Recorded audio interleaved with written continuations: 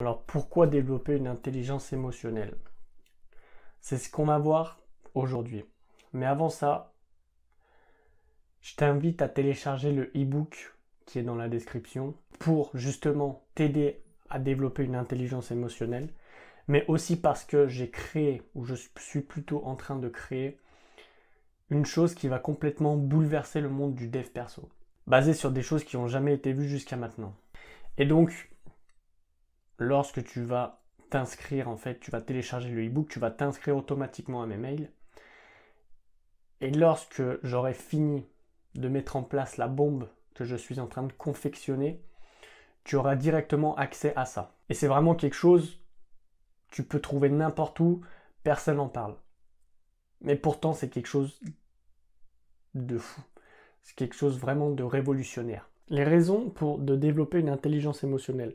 Déjà, on va voir les 5 piliers qui sont la conscience de soi, la maîtrise émotionnelle, l'utilisation productive des émotions et non pas destructive, l'empathie, donc l'interprétation des émotions et puis utiliser ces émotions pour comprendre les autres, et le leadership. Alors au niveau de la conscience de soi, ça va être l'augmentation de la capacité à reconnaître et nommer ses propres émotions. Donc tu vas comprendre pourquoi une émotion arrive et qu'est-ce qui fait qu'elle arrive. Tu vas comprendre leur cause et tu vas reconnaître la différence entre émotion et action. Parce que dans beaucoup de cas, tu vois, émotion, c'est pas du tout la même chose que action. Même si émotion veut dire mouvement, ça veut pas dire que tu fais une action qui est productive pour toi. Le but, c'est vraiment d'utiliser ces émotions à bon escient, pas pour que ça nous détruise. Parce que dans ces cas-là, autant boire du poison, c'est exactement la même chose. Et donc tu vas augmenter ta capacité à comprendre leur cause. Parce que, à savoir, tu vois, les émotions, on pense que c'est quelque chose de compliqué, mais en fait, c'est très simple.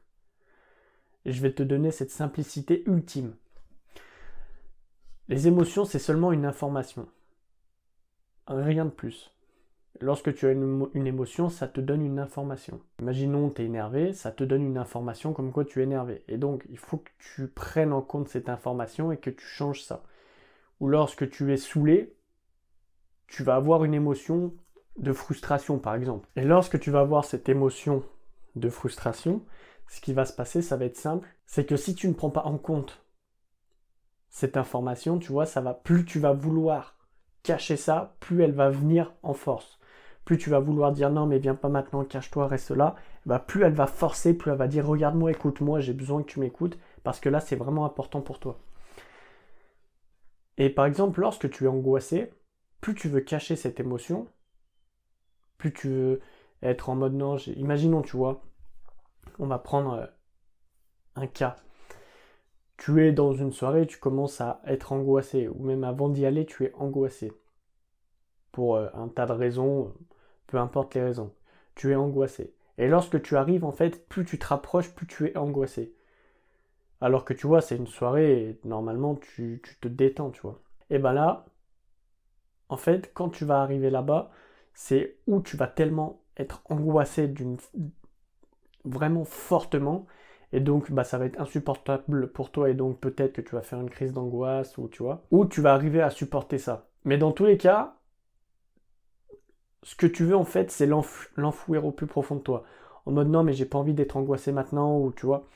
Et donc, ce qui va se passer, c'est qu'elle va venir de plus en plus fort, et elle va pousser ça de plus en plus fort. Et plus tu vas te rapprocher de la soirée, plus tu vas vouloir que l'angoisse se termine, et plus en fait elle va pousser fort pour que tu prennes conscience de cette information. Et tu vois, dans le cas contraire, si tu es stressé, par exemple, imaginons tu montes sur scène, ou tu donnes une conférence, ou tu dois parler en face des personnes ou d'un jury, et tu es stressé de ça.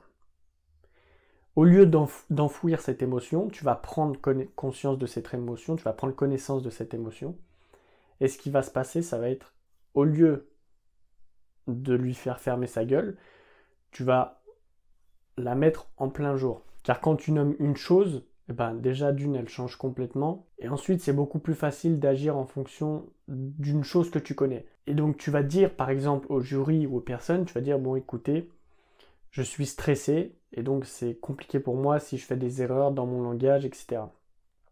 Et là, à ce moment-là, tu vas pas enfouir l'émotion, et donc tu vas mettre ça à la grande lumière, au grand jour, et donc tu auras moins de stress, car tu auras écouté l'information, tu l'auras mis vraiment à l'extérieur, tu l'auras extériorisé au lieu de l'intérioriser, et à ce moment-là, eh ben, l'émotion, elle va se dire, ok, bah, il a pris conscience que j'étais stressé, donc maintenant, j'ai plus besoin, par exemple, de donner cette information-là.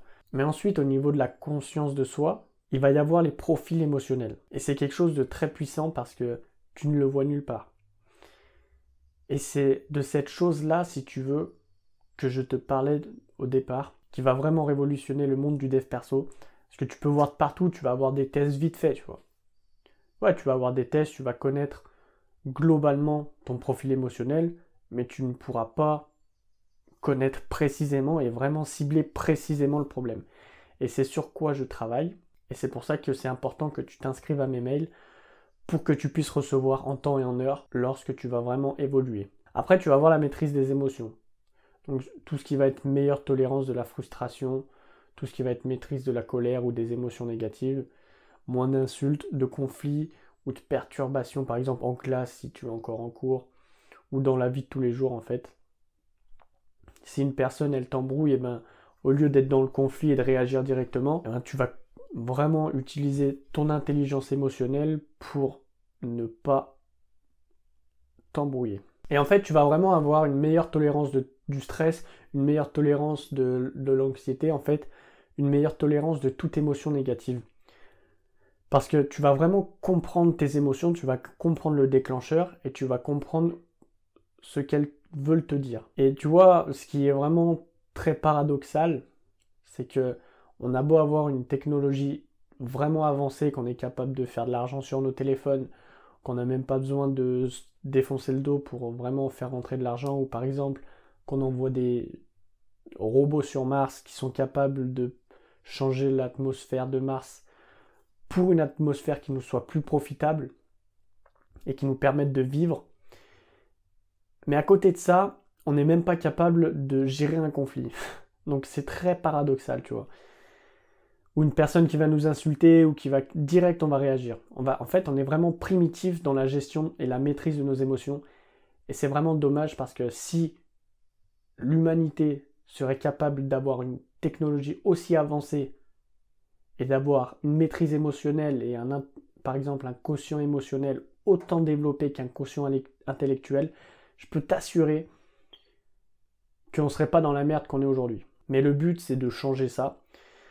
Et donc, à mon échelle, j'essaye de faire le maximum. Après, tu vas avoir l'utilisation productive de tes émotions. Donc, au lieu d'utiliser ces émotions pour que ça te détruise, on va l'utiliser pour que ça te construise. Tu vas avoir des comportements beaucoup plus responsables, une capacité supérieure, vraiment pour te concentrer. Et c'est un peu dans les profils émotionnels, ça va être l'attention. Donc tu vois, en fait, tu l'as vraiment dans le cœur des profils émotionnels, tout ce qui est concentration. D'un côté, tu vas avoir les personnes qui ne sont pas du tout concentrées, et de l'autre côté, tu vas avoir les personnes concentrées. Et donc, tu vas être moins impulsif, donc une meilleure maîtrise de toi. Au lieu de réagir directement comme un con parce qu'une personne t'a dit ou a klaxonné ou un truc comme ça, et ben là, tu vas te poser 5 minutes, tu vas dire, ok, bah écoute, basta. Et aussi, tu peux avoir de meilleurs résultats aux examens. Parce qu'en fait, lorsque tu arrives devant les examens, t'as beau réviser comme un dingue, de t'imprimer des feuilles complètes et de les réviser jour et nuit, déjà, de 1, c'est contre-productif parce que au niveau des neurones, en fait, au niveau de la neuroscience, on voit que c'est de la merde. C'est pas vraiment la meilleure façon de réviser. C'est même l'une des pires, tu vois. Parce que tu as des techniques vraiment poussées qui te permettent de mémoriser quelque chose sans vraiment y relire et y passer des heures. Parce que vraiment, lorsque tu relis tout le temps les trucs, en fait, c'est là où tu apprends le moins. Et en fait, tu as des techniques qui ont été créées pour te permettre justement de faire du neurohacking. Je t'en dis pas plus, si jamais tu veux plus de trucs, tu me dis dans les commentaires ou autre. Mais je vais pas plus m'éparpiller là-dessus. Et donc, en fait, lorsque tu vas réviser, arriver à un moment devant ta feuille, tu vas être stressé. Et vu que le stress, eh ben, ça enlève complètement le sang dans ton cerveau et ça l'envoie directement en fait dans tes mains ou dans tes pieds pour que tu puisses facilement prendre la fuite, eh ben, ton cerveau va plus être inhibé et donc bah, tu vas perdre en fait les informations que tu avais lorsque par exemple tu étais en train de réviser. Et donc tu vas plus du tout te souvenir de rien. Et lorsque tu vas sortir, tu vas dire eh ben, j'ai raté tout ça. Et donc l'intelligence émotionnelle, ça te permet de justement réduire ton stress et donc de laisser le sang dans le cerveau et qui va te permettre aussi d'aller chercher les informations là où elles sont. Donc tu vois, je t'explique seulement pourquoi là il faut développer une intelligence émotionnelle. C'est vraiment un truc qui va t'envoyer directement sur Mars. Avant Elon Musk, tu vas y aller. Après, tu vas avoir l'empathie, donc l'interprétation des émotions. Tu vas avoir une capacité plus grande à te placer du point de vue d'autrui, une meilleure sensibilité aux émotions des autres et une meilleure aptitude à écouter les autres. L'empathie, si tu veux, ça fait partie vraiment des piliers de l'intelligence émotionnelle. Si tu n'as pas d'empathie, bah, tu n'auras pas d'intelligence émotionnelle. Parce que l'intelligence émotionnelle, c'est la compréhension des émotions envers soi-même, mais aussi envers les autres. Mais de toute évidence, lorsque tu vas commencer à comprendre tes émotions, par effet collatéral direct, tu vas développer de l'empathie. Parce que lorsque tu vas comprendre tes émotions, tu vas aussi comprendre les émotions des autres. Parce que les émotions ne sont pas vraiment... En fait, c'est seulement... Tu as beaucoup d'émotions, mais c'est toujours les mêmes qui reviennent. Et donc au final, tu vas comprendre quand une personne va être frustrée, tu vas comprendre quand une personne, il va pas falloir parler de quelque chose, ou tout un tas de trucs comme ça. Et ensuite, la capacité ultime de l'intelligence émotionnelle, c'est le leadership. Donc tu vas avoir une meilleure capacité à analyser, à comprendre les relations et tout ça. Tu vas avoir une meilleure capacité à négocier, à gérer les conflits, une plus grande popularité et ouverture, et tu vas surtout moins être autoritaire et tout ça. Parce que le leadership, c'est vraiment, comme je te dis, l'un des piliers. Et si tu n'arrives pas à le développer ça, tu peux pas à une seule seconde penser que tu peux avoir, si tu veux, une meilleure intelligence émotionnelle.